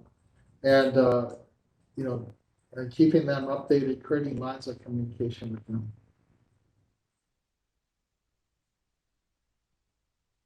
So that's the situation. It is going to be challenging, and I'm just being very frank with people. It is a challenging situation to be in. It's not easy to make up. It's not easy to make up 17 million gallons of pump well capacity. I mean, think because we always run into that kind of situation, Ernie. I mean, you get, elected officials promising things and then, Yeah. without considering what our priority or our budget and our ability to deliver, and also the, environmental impact, and also, we have no control of other agencies on how they're gonna, what, how they're gonna approve our permit. So it's always, like I said, or even our, whether we even have the funding. Yeah, so what you're gonna see is discussions about how we are basically dependent upon people paying their water bills to provide the revenue that we need to operate the water system, but also to deliver and implement our capital program, which has been growing over time. Now it's on the order of $170 million a year plus. So to address some of these need for immediate actions to work on moving forward with new sources, then we are going to have to make decisions on what projects get maybe pushed back a year. Instead of going this year, this coming year, maybe we'll push it back to the following fiscal year and move on some of these well projects. Initially, go through the exploratory well drilling first, and drilling and testing. And then they move into design and construction after that. So how do we afford to be able to do all of this, address these challenges with the revenue that we have coming in, but also at the same time making it very clear through our congressional delegation that the Department of Defense needs to make us, our ratepayers, whole. They need to reimburse us, so we're tracking all these costs that are Red Hill related, and are going to seek them to provide the funding. But we're not waiting for them to provide the funding now. We're moving with, because speed is of the essence here right now. Moving fast on these types of projects. But being very clear to the congressional delegation, to the military, that we're going to come to them to expect to be reimbursed for these costs. And if we're able to leverage ARPA funds right now, the mayor's administration is very open to helping us, providing some of the ARPA funds. Hopefully, we'll get the support of the administration and the council for our project proposals, which we're going to be going to them in the near future. That would help also with the funding and that we have that we can use to address the Red Hill situation. Hey, Ernie and Kathleen, can you guys maybe reach out to Danny Garcia over at Civil Beat and set him straight with respect to his article today? I feel like he thinks that you're trying to hold all of the ratepayers over a barrel and charge them for all of this, and all you've been saying this whole time is that we need to be reimbursed by the Navy. Yeah, not Alehu. Yeah, Ernie brought it to my attention, and actually I was going to call you today just to get your opinion on it. It is an opinion piece. It is not a column. He's not he's a regular opinion deliverer, but he's not a reporter per se.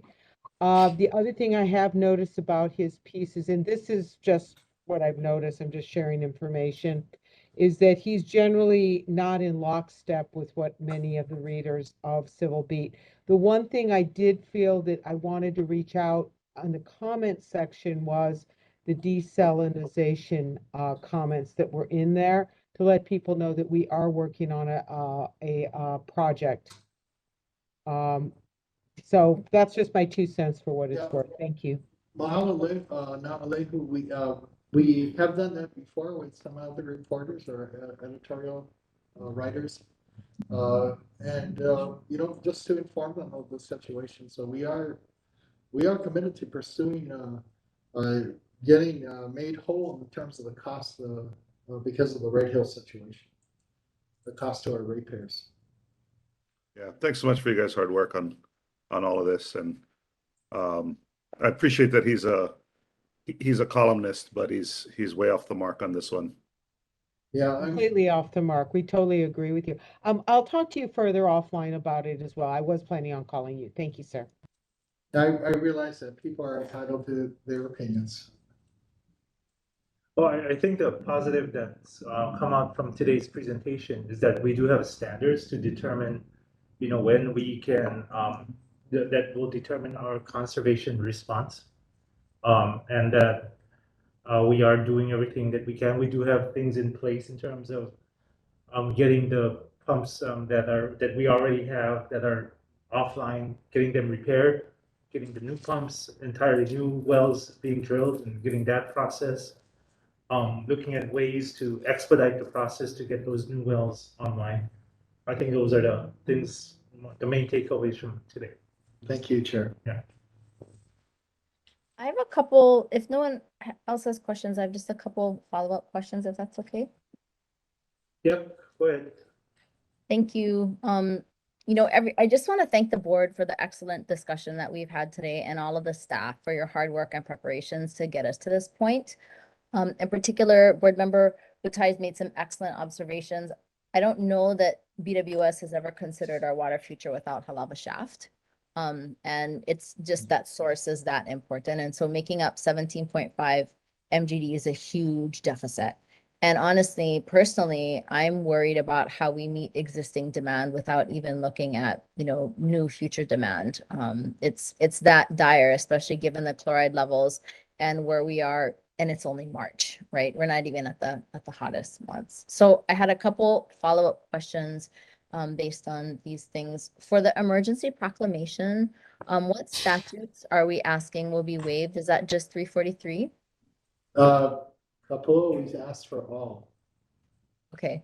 I would just note on, and I can follow up with you about this afterwards, but I would have concerns about 174C being waived and some of the DOH ones, if just because I think that's going to be important for implementing the water shortage plan on a larger basis and continuing to regulate what's happening with the Navy. And so we want to be mindful that what apply, depending on the scope of the emergency proclamation, that we're not also that we're just being strategic about it and making sure that we're not hampering the ability to continue to regulate the necessary parts. So that was one question. And second, with the respect to new sources coming online, which I think is really important, I was wondering about what the timetable was for Eva Shaft in particular, because I feel like that's one of the lowest hanging fruit given the existing wells. And yeah, so do we have any more info about Eva Shaft in particular and the new wells for those? Barry? I'm not retiring until that guy's online. But yeah, we have funded 5 exploratory wells in the shaft. We're gonna convert it to a well field because it's skimmer and there's some influences there. So we have a design team on contract. They designed most of the stations, but because we went to a well field, they have to revise that. So I'm hoping to fund the construction 2024, 25, something like that. We haven't really developed a project schedule, but it's being expedited as much as we can. When I have a solid schedule, I'll share that. Thank you, Barry. I know, never thought I would be so excited about Eva Shaft coming online for BWS stuff, right? Yep. One more question. You mentioned that the main difference between the winter and summer service demand is about 20 MGD. And I'm just wondering about how the increase in tourism is going to factor in and whether that 20 MGD figure is based on kind of non-pandemic conditions and what, we usually expect, because the last couple of years have been low, right, given COVID. But with the restrictions lifting, people excited to travel, I'm expecting that we're going to see more people than usual this summer. And so are we factoring that in? I think UHero is anticipating the opening of the Asian tourist market. Pre-pandemic, it was pretty high. Yeah. So we have that data. And yet I was showing that graph where demand was still, because there's more efficiencies gained as you redevelop and you get rid of the wasting fixtures and you convert. There's a limit to that though. But that's why and Waikiki, no doubt. In the pandemic, I think we saw a drop of water demand about 4 MGD, if memory serves. So that's going to be +4. But 2021, 22, they're coming back already. Yeah. It's just in that first 6 months in 2020 is when it dropped. But that's why we're trying to focus a new conservation campaign on visitors. And the feedback we've been getting, and working with Hawaii Community Foundation as well, they did some focus groups and residents are concerned, right? They see visitors come in and you want to have a good time, but also remember that water's limited here, and not just from the tap, but when you go hiking in the mountains, you need to be respectful. There's a kuleana there, so to have that education, and so we're working with a hotel chain to kind of start some piloting messaging, but we really need to get to not lose focus on the visitors. Because they will have an impact. Right. Okay. Thanks, Barry. Yeah, we're hearing from the airlines that summer travel is going to explode. There's a lot of pent-up demand. People are tired of being cooped up, or they want to emerge from their cocoon. In fact, we had a meeting with TSA, and we had a full and frank exchange of views with them because as diplomats would say, because we get a lot of complaints from travelers and the whole traveler experience and going to TSA, and and based on the early numbers, we had about 20,000 at the Daniel K. Noe International Airport. That was the average throughput, 20,000. And a year ago that was about less than I think about 9,000. But it's still below what we had pre-pandemic when they were about 30,000. But the number is gonna, it looks like it's gonna, go up. Thanks. Jay, do you see the international travel coming back quickly to like from Japan or? Yeah, I think there's a group, there's a big group. I mean, the governor has been meeting with them, the Japanese Travel Bureau, and they're really anxious to come back. Okay. It would be great, Jade, if we could perhaps work with some conservation messaging at the airports, the entryways into Hawaii, and I don't know if there's a way to redirect them to the neighbor islands, but anyway, yeah, just conservation messaging can start when they first enter. So that would be maybe something that, I mean, that someone brought up. I mean, Hawaii Community Foundation brought that up. The first entry. There's a lot of direct flights to the neighbor islands now from the mainland, but only in Kona for international, from Japan. But yeah, there's been an increase on direct flights from the mainland to Maui, Kauai, and the Big Island. Barry, Jay, I think the best person to contact with would be the folks that handle the Japan travel for ADA. They're pretty good, and their numbers are pretty good.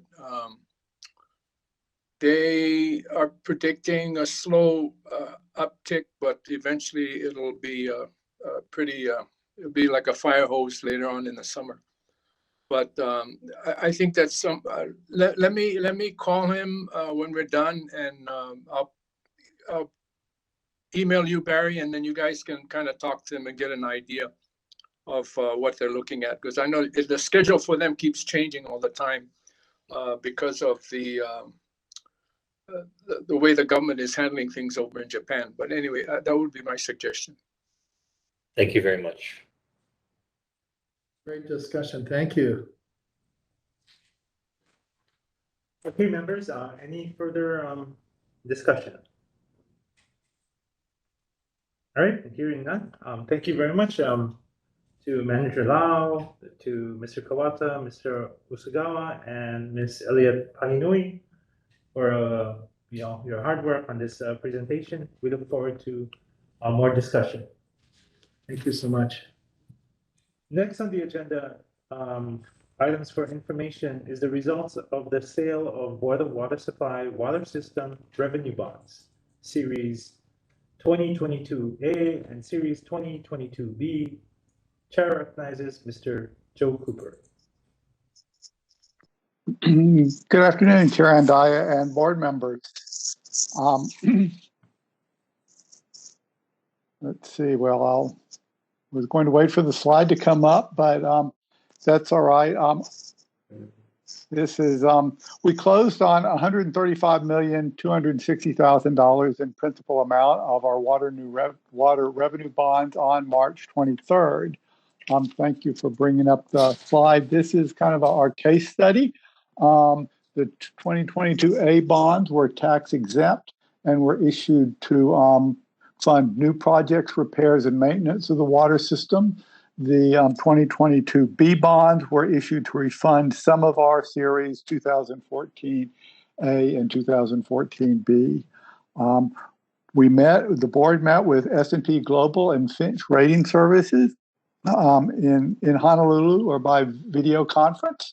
And S&P rated us as AAA, and Fitch rated us as a AA plus with a positive outlook.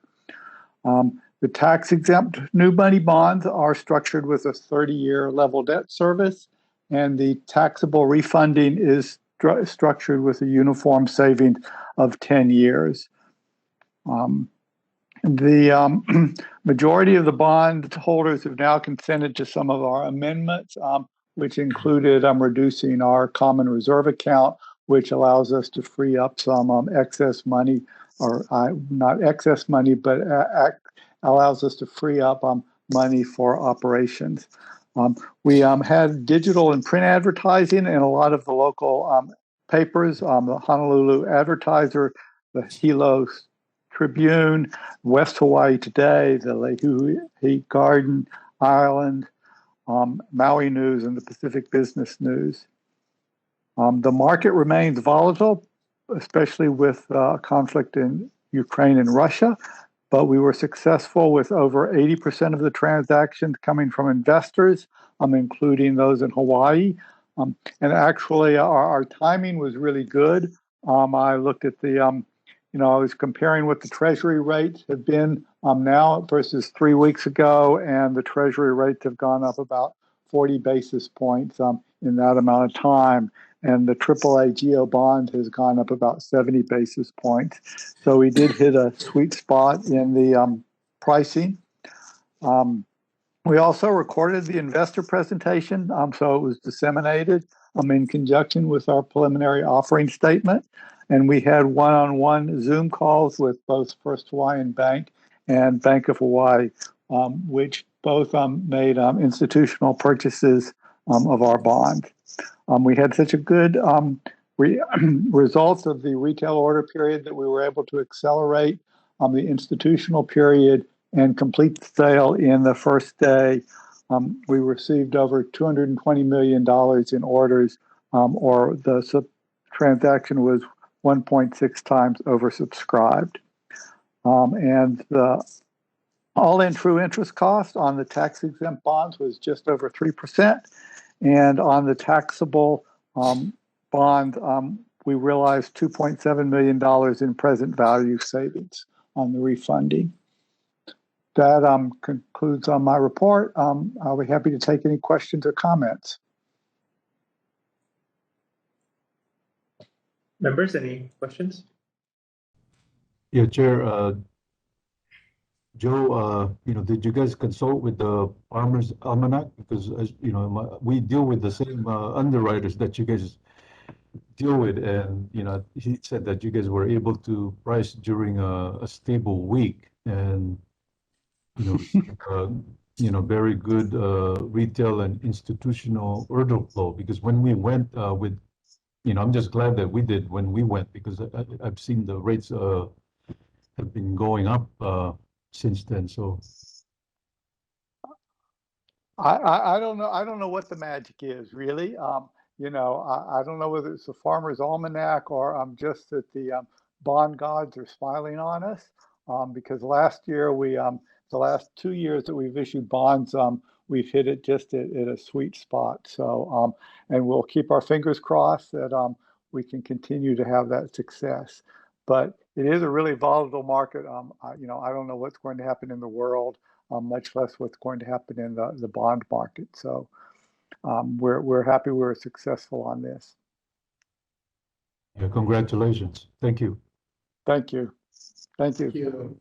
Thank you, Board Member Butai. I just also, the Chair, if you allow me, I just want to thank Joe Cooper, our Waterworks Controller, for leading this effort. He's becoming quite good at this process now that it's, I think, our third or fourth time. So thank you, Joe, and the finance team and everybody else that participated in this process. We got in at the right time and got some good results for our customers. Well, thank you. And yeah, it is a team effort, with both the finance team and actually all the members of the Board of Water Supply have to provide important information to make this a success. Right. Yes, I'd like to echo manager's comments. Thank you very much, Joe, for leading this. It's been a couple of years in a row now. They say that the market is a lot of it is timing, but I also think it's making it's the preparation and making an educated choices as to when you go in. All right, Okay. And go ahead, Joe.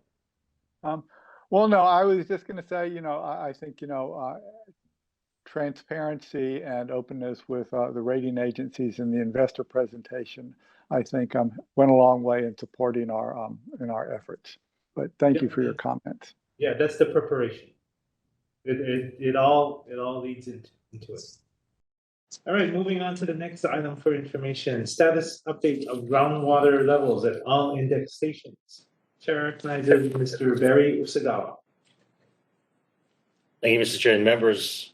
4 aquifer index stations in low groundwater and caution: Kaimuki, Bertania, Honolulu, and Wailua.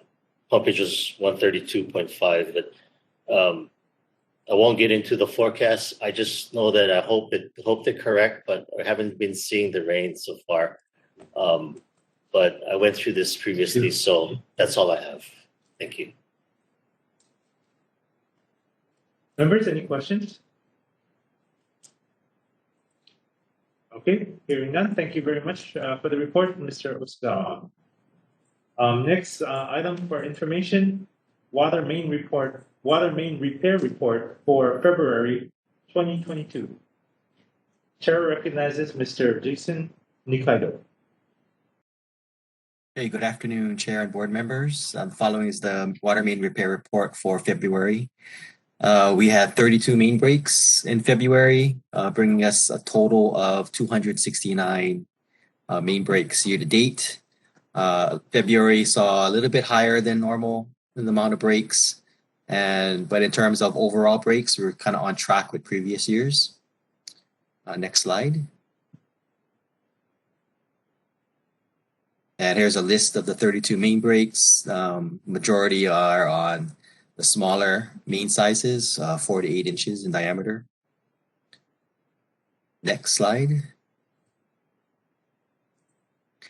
And for leak detection, our leak detection team investigated 20 points of interest and found 35 main breaks. So far this year, they have found 498 leaks, which is significantly above the pace for last year, where they found 549 total. That concludes my report. Are there any questions? Members, any questions? Okay, hearing none. Thank you very much for the report, Mr. Nikaido. All right, that brings us to the end of our regular agenda. We do have executive sessions scheduled today, and we do have several items on the executive session agenda. May I call for a motion to enter into executive session? Max, so moved. Jade, second. Okay, moved by Max, seconded by Jade. All those in favor say aye. Aye. Aye. Aye. Aye. All those opposed, please say nay. Hearing none, motion passes. Let's take a short recess and let's prepare for executive session.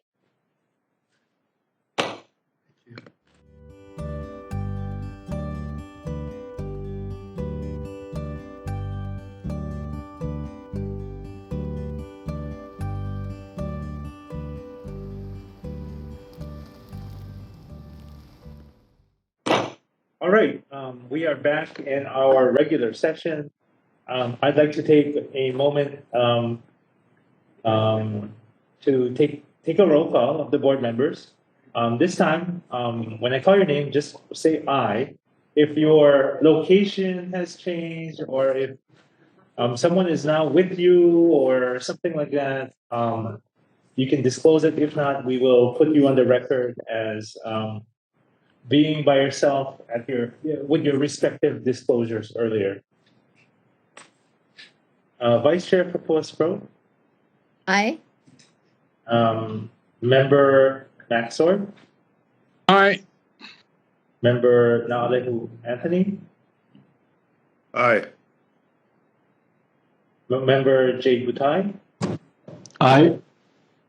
Okay. All right. So we are back in our regular session. We don't have any remaining agenda items. I would like to put on the record, however, let the record reflect, Madam Secretary, that no one appeared in the lobby of our building today to testify. In addition, no one called in to give testimony today during our meeting. So please let the record reflect that. Yes. Chair does recognize Member Don Sefcik also being present. There being no further business before the board, may I have a motion to adjourn? So move, Mr. Chair. Na'alahu. Yes, Thank Max. you. All right, thank you very much. All those in favor say aye. Aye. Aye. All those opposed say nay. All right, motion passes. We stand adjourned. Thank you very much, everybody. Take care, or we'll see you guys next month.